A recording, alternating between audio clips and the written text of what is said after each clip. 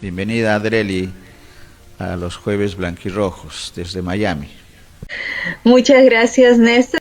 Información de RT, que es la señal de televisión rusa, hablando primero lo que ocurrió hace 3 días atrás con el reconocimiento de dos repúblicas populares por parte de Putin y la información reciente de la situación de los vuelos en Ucrania.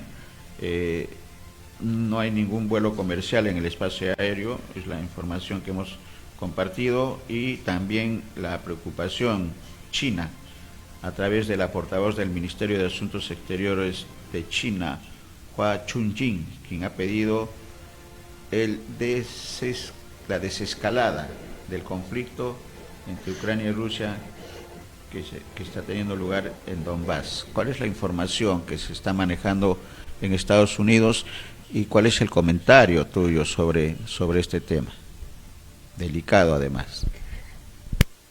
Un tema delicado además, y tan delicado porque a veces cuando nosotros pensamos en situaciones como estas es cuando recién empezamos a darnos cuenta que el agua está hirviendo y que evidentemente pues no hemos hecho las cosas a tiempo o que estamos incluso un poco tarde, porque hay que reconocer que este problema pues no tiene una trascendencia inmediata, al contrario, en estos momentos se están dando una serie de acontecimientos que tiene que ver justamente con esta coyuntura que surgió el 2019 y que prácticamente paralizó y puso de vueltas a todo el planeta como tal.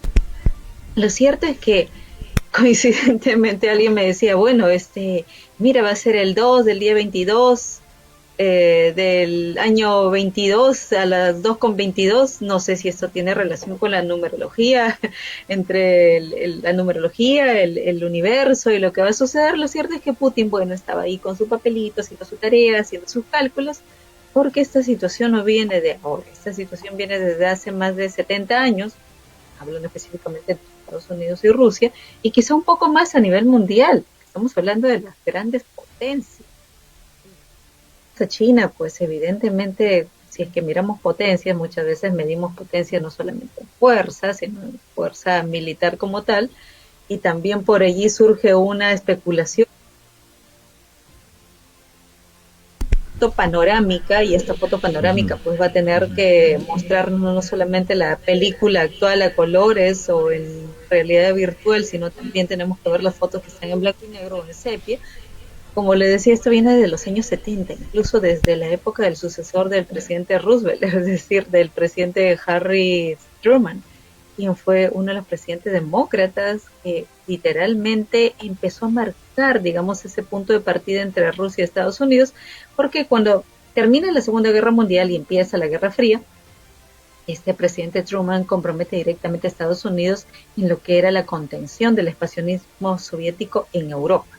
Es decir, del año 47, cuando se funda la OTAN y luego se ratifica en el año 49, se empiezan a ver como que las estrategias, porque estamos hablando de hace muchísimos años, que vienen a guiar a las naciones actualmente respecto al accionar de Rusia. Y me refiero no solamente a los fundamentos básicos de política exterior de Estados Unidos, sino a lo que ocurre a nivel internacional. Pero para seguir el cuento, ¿no? En el año 49, por tomar la fecha exacta de la creación de la fundación de la OTAN, se proponen como que medidas prácticas y pragmáticas, muy, muy claritas. ¿Para qué estamos creando la OTAN? Para controlar al Pac-Man. Y el Pac-Man justamente tiene que ver con contrarrestar la expansión de la Unión Soviética por el este de Europa. Es decir, estamos hablando de Estonia, Letonia, Lituania, Bielorrusia, la República de Moldova, Federación Rusia y Ucrania, que evidentemente logran su independencia en el año 91. Pero aquí hay un punto muy importante que deberíamos tomarlo en cuenta, porque evidentemente no es que estos países se agrupan, ay, mira qué chévere, me caes bien tú, o me agrupo o me disocio de ti. No, estos están determinados justamente por la distribución de los recursos hídricos, es decir, una distribución regional que fue adoptada por el Aguasat, que es una parte de la FAO, que data de 1960. Y se trata del Sistema Mundial de Información, que se encarga de recopilar, analizar y brindar acceso gratuito a cerca de 180 indicadores y variables sobre los recursos hídricos, no solamente de Rusia, sino a nivel mundial, y estos recursos hídricos cómo es que se están gestionando para utilizarlo en diferentes industrias, especialmente en el que demanda más, como es el caso de la agricultura. Ojo, que el Aquastats contribuye y juega un papel decisivo dentro de los objetivos de desarrollo sostenible que se van a ver en el año 2030, porque tiene que ver justamente con el objetivo que está relacionado al agua, ¿no? Entonces vamos a ver cuáles son las metas que nosotros tenemos para manejar este estrés hídrico y tener y hacer uso eficiente del agua. Pero bueno, hablando de recursos, vamos a dejarlo allí. La expansión soviética, el agua, es importante mirarlo porque a veces miramos solamente petróleo. ¿Ok? Pero también tenía que ver con las famosas amenazas a la seguridad de Oriente Europeo, es decir, un mínimo común denominador, a diferencia de las anteriores. En este caso está Gran Bretaña, los países Bajos, Bélgica, Francia, una parte de España, Portugal, que es, digamos, tienen un mínimo como común denominador, que es básicamente la cultura de origen latino, vienen del legado antiguo del Imperio Romano, etcétera, etcétera. Y haciendo un plano hace 30 días atrás, el 26 de enero específicamente, vimos incluso que los consejeros tanto de Rusia como de Ucrania se reunieron para buscar una solución diplomática a una tensión militar.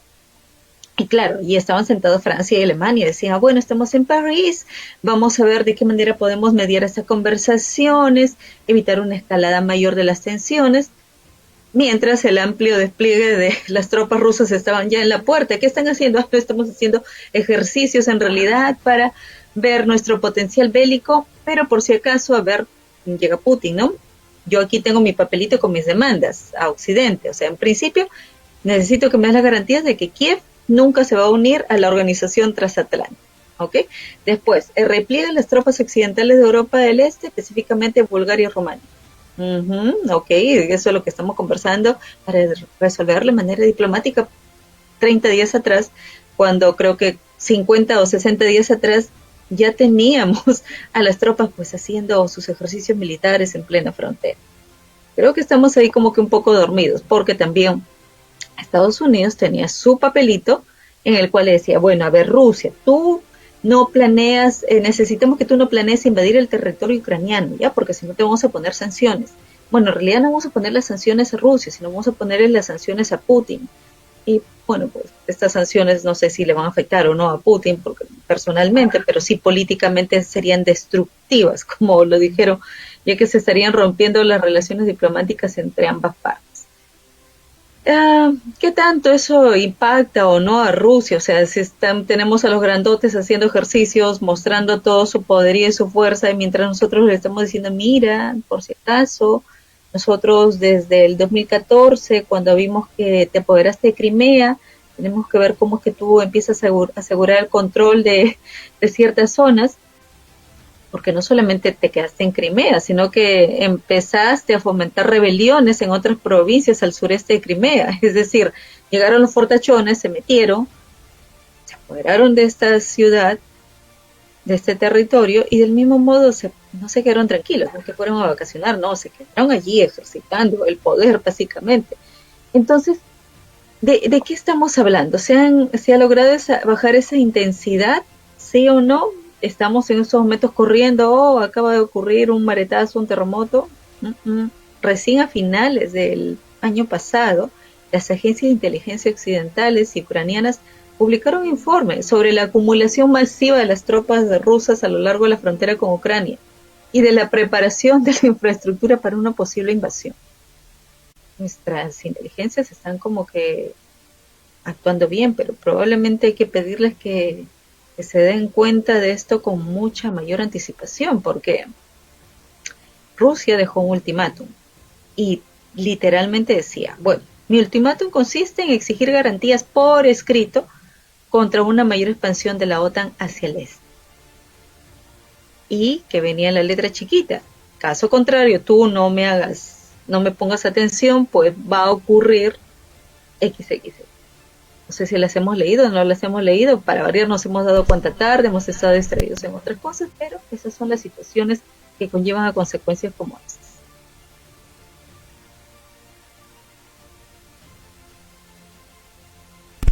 Sí, hemos perdido un poco el audio, Dreli,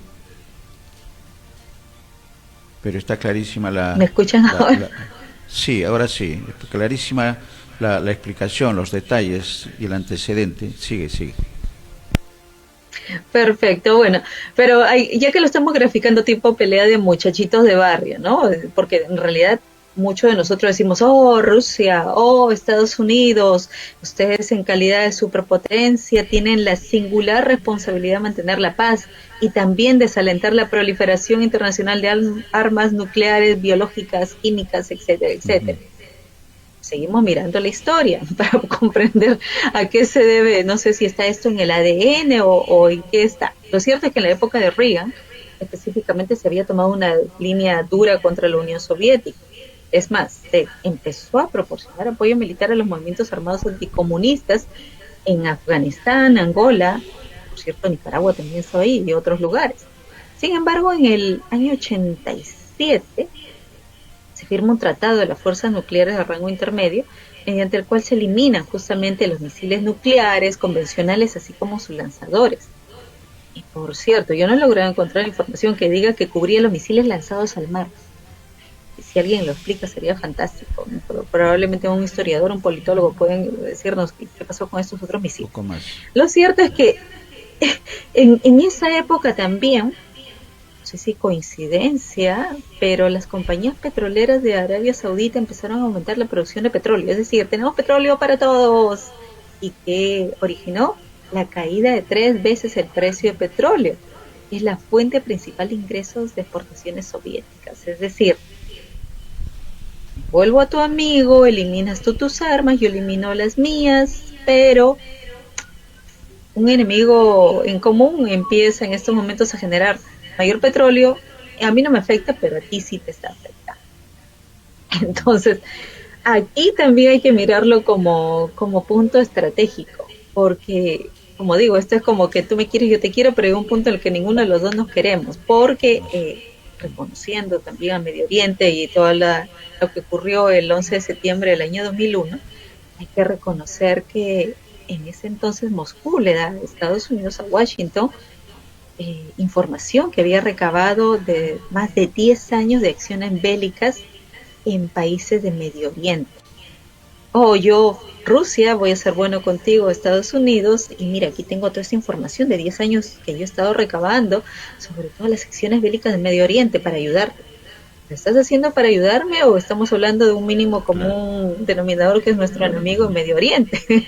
Hay que analizar esas cosas con mayor malicia indígena. Yo creo que Ujú. allí es importante porque por allá por el 2012 más o menos, cuando Putin vuelve, las relaciones empiezan otra vez a deteriorarse.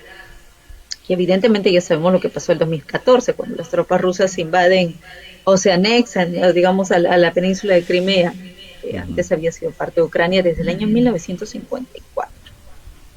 Después, bueno, vienen todos los dimes y diretes y ya empiezan con, no sé si los chismecitos, cierto, falso, los fake news o lo importante que incluso llegaron a decir, no, que Rusia está metida en las elecciones de Estados Unidos con la interferencia cibernética porque allí tienen justamente a gente trabajando 24 horas utilizando las redes sociales para exacerbar la política en Estados Unidos y en definitiva, blanco o negro, quien se desestabiliza es Estados Unidos. Pero bueno, aquí como para tratar de entender toda la fotografía y qué es lo que está claro, qué es lo que está en sepia, en blanco y negro, lo cierto es que hay un tema muy importante. Resulta que el 5 de febrero del año pasado ya quedó sin efecto el Tratado START. Este Tratado START, que tiene que ver justamente con las conversaciones sobre la limitación de las armas estratégicas, que fue firmado entre Nixon y el presidente de Estados Unidos en el año 72, fijaba los límites de la cantidad de ojivas nucleares y vehículos de entrega que puede tener cada parte. Es decir, ya se nos ha olvidado otra vez que el contrato se venció el año pasado, hace más de un año con un mes, y ay, ahora sí puedes crear ojivas nucleares y yo estoy creando ojivas nucleares, ¿qué estoy haciendo? Lo cierto es que aquí no se ha dado esta conversación, por lo menos no se conoce detalles de la conversación evidentemente no se van a resolver ni a mucho menos de un conflicto militar, ni mucho menos en unos meses, sino en unos años. Entonces, ¿qué va a ocurrir durante esa prórroga, durante ese lapso? Confiando en que luego se van a volver a poner de acuerdo, qué cierto van a decir y qué cierto no van a decir. Algo importante que también debemos destacar es que durante el gobierno anterior, es decir, el presidente Trump, aquí en Estados Unidos, sí se tocó este tema. Pero Correcto. evidentemente el presidente Trump dijo, ok, bueno, vamos a ver cómo nos ponemos de acuerdo respecto a tus ojivas, a mis ojivas, pero iremos a China. También debemos incluir el arsenal nuclear de China. Para completar la fotografía, Adreli, ¿no? Para completar la fotografía ingresa China en el escenario y tenemos hoy, se está señalando que ya hay invasión y ataque ruso a Ucrania. Eso está por confirmarse, pero invasión y ataque aéreo. Por eso el tema de los vuelos suspendidos comerciales. ¿Cuál podría ser el desenlace de esta primera acciones que estaría realizando Putin en Ucrania, Dreli? Evidentemente esto es inminente, inminente. Desafortunadamente tenemos que reconocerlo de esa manera porque, como lo dije anteriormente, ¿no? Cuando se llegó a un espacio anterior y se fomentó el desorden en la esquina del barrio, ya se estaban dando indicios de lo que iba a ocurrir.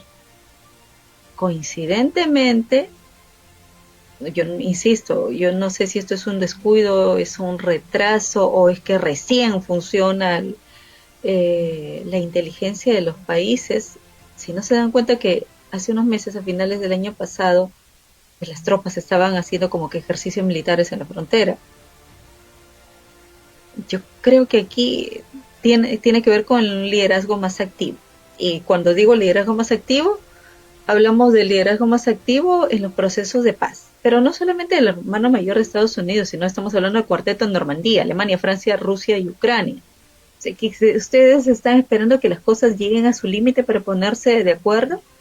Este conflicto es un conflicto totalmente anunciado. Como lo digo, o sea, las cosas empezaron a desestabilizarse cuando llegó Putin. Y Putin con su papelito en mano. Yo quiero esto, quiero esto, quiero esto. No sé si tenía otros alcances, otros objetivos en ese momento. Lo cierto es que las cosas venían totalmente anunciadas. Evidentemente, lo que está ocurriendo ahora, pues nos pone solamente en calidad de espectadores. Vamos a estar mirando las noticias, vamos a ver el ataque, vamos a ver desafortunadamente gente y no siendo víctima de este descuido. Cuando los grandes líderes mundiales no se han puesto de acuerdo. O sea, estaban ahorita en París, en Francia, sí, pues nosotros vamos a resolver de manera diplomática. ¿Qué de manera diplomática? Esto ya está totalmente anunciado. Ya no ves que están parados en la frontera ya, anunciando lo que va a suceder. Claro. Pienso que estamos tarde. Sin embargo, no hay que perder la esperanza de recuperar el liderazgo, de establecer una confrontación, pero directa, no esperando que venga Estados Unidos a decirnos qué es lo que debemos hacer, porque Estados Unidos evidentemente va a poner sus condiciones. Como digo, vamos a negociar nuestro nuevo tratado que debe incluir el arsenal de tuyo, mío, pero también el de China. No esperen a ver los intereses de terceras personas, mire sus propios intereses. Si no, esta famosa expansión, la OTAN del año 49, pues se va a empezar a debilitar y vamos a tener una robusta Rusia. Ya no va a ser Unión Soviética, no importa el nombre que tenga, una robusta Rusia creciendo cada vez más y acercándose a Alemania. Te tengo cada vez más cerca. ¿De qué estamos hablando, no? Exactamente. Vamos a estar atentos. Lo cierto es que la tensión está.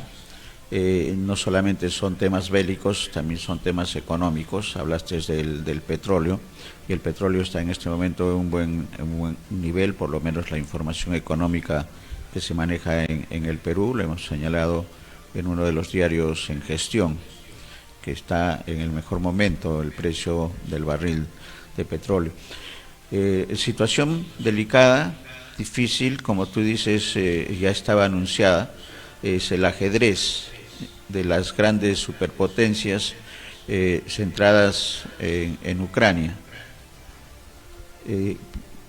moviendo el tablero de lo que va a ocurrir en las próximas horas. Al final, quienes salen perdiendo son los ciudadanos de a pie.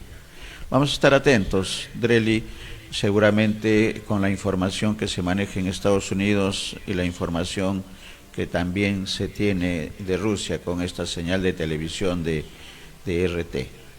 Si hubiera algo más, Dreli, para el comentario. Así adelante. es. Evidentemente, pues al nosotros, ciudadanos de a pie o personas que estamos en medios, nos corresponde no solamente ser los espectadores, sino reclamar justamente un poco de justicia, porque se trata de reconocer derechos y se trata de reconocer vidas y sobre todo evitar resurgir un totalitarismo nacionalista y fascista.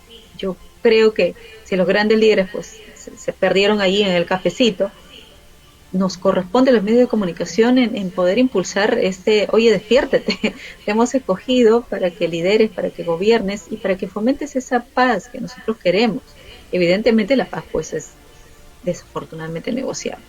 Y aquí en estos momentos, cuando se ponen a vidas, inocentes o no, ya estamos hablando de un caso totalmente no fortuito, un caso totalmente grave que pudimos haberlo evitado, pero vaya, es lección que tenemos que aprender porque estamos hablando de la creación de un mundo post-occidental en el que Estados Unidos va a ser una de las grandes potencias y lo ideal es que no sea una gran potencia que esté desprovista de capacidad de dominar el escenario internacional.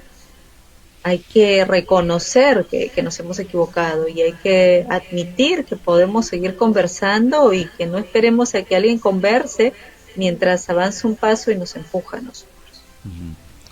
Correcto. Son tiempos, ¿no, Dreli? Son tiempos de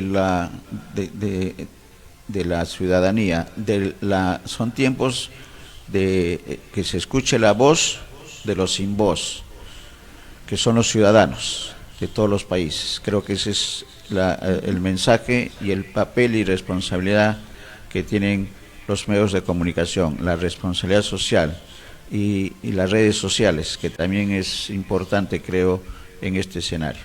Gracias, Dreli.